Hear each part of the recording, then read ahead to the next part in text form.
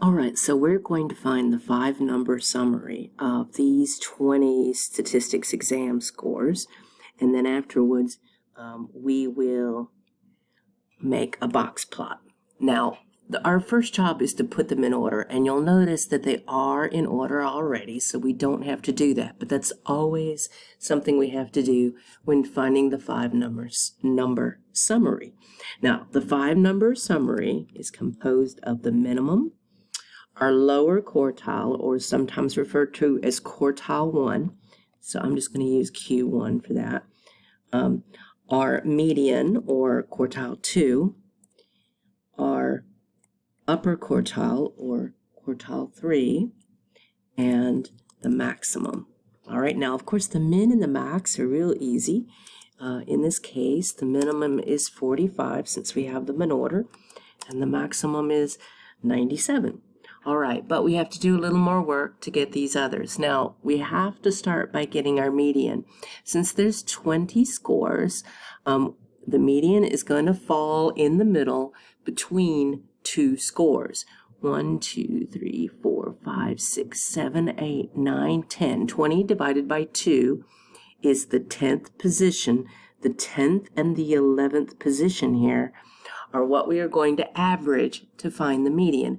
Notice that there are 1, 2, 3, 4, 5, 6, 7, 8, 9 pieces of data to the left here, and 1, 2, 3, 4, 5, 6, 7, 8, 9 pieces of data to the right.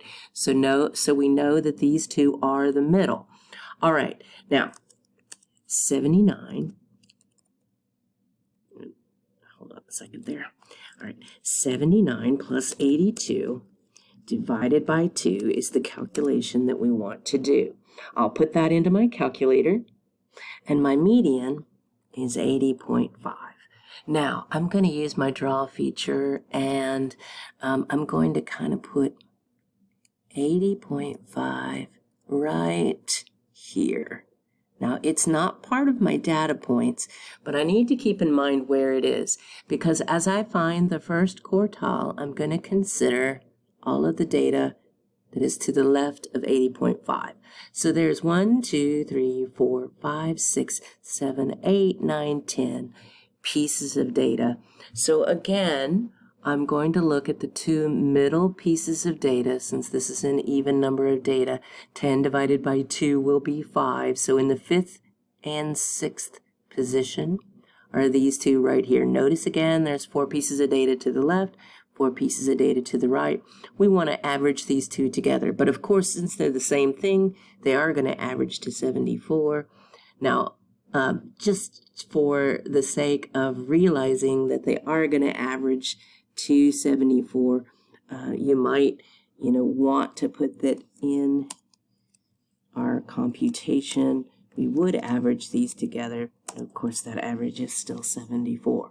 All right, now let's do the same thing for Q3, but we are going to use the data that comes to the right of 80.5. And again, out of this data, we're looking at the 5th and 6th position, and we get fortunate again that these are the same thing. So they are going to average to 86, but if they weren't averaging to 86, we would, or if they both weren't the same, we'd still have to average them together. And of course, in this case, they do average to 86. Now we have all of our 5-number summary. We're going to use that to make a box plot. Now, my minimum's a 45, my maximum's a 97. What I'm going to do is make a scale, and I can start it at 45, and I'm probably going to scale by 5.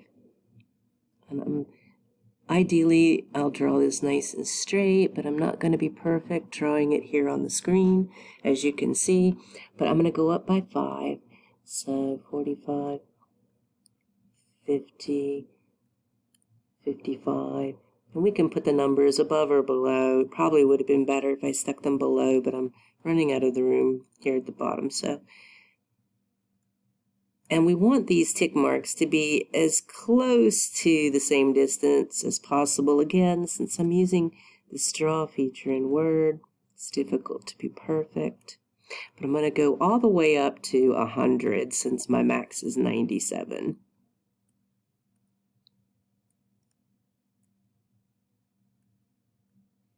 And we have to, now we don't have to go up by 5, we could have gone up by 4 or 3, as long as we're consistent and go up by the same amount between tick marks.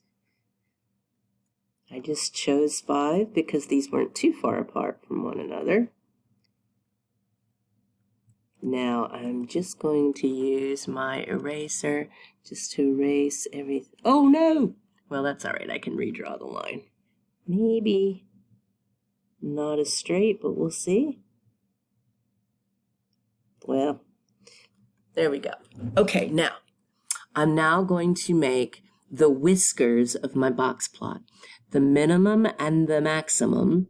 I will mark the minimum here, and the maximum of 97 is not quite at 100, so about there. All right, now I will go ahead and mark the median. 80.5 is almost at 80, and that's going to be a longer line. And I'm going to mark 74, almost at 75, and I'm going to make it the same length as my median line. And then my 86, right about here. And that's a little longer than I wanted it to be, but I'm not perfect on here. And we make a box out of these.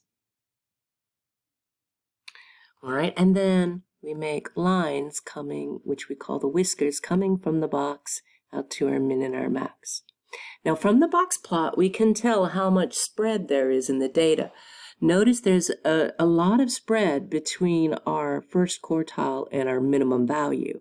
A lot of variation in here in our data. There is more variation right here too between our third quartile and our maximum than there is within what we call the interquartile range from Q3 to Q1. Our interquartile range, which we symbolize as IQR, is the distance between the third quartile of 86 and the first quartile of 74. And there's a distance of 12 there. It's our range between these two values. And notice that that range is about the same distance between the third and the first quartile as this distance right here is. And in fact, if we were to compute it,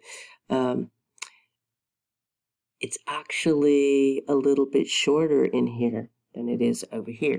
So we can see that there's more variation here than there certainly is in here and in here, and there's certainly a lot more variation going out this way. So we can tell where our data is showing more variation.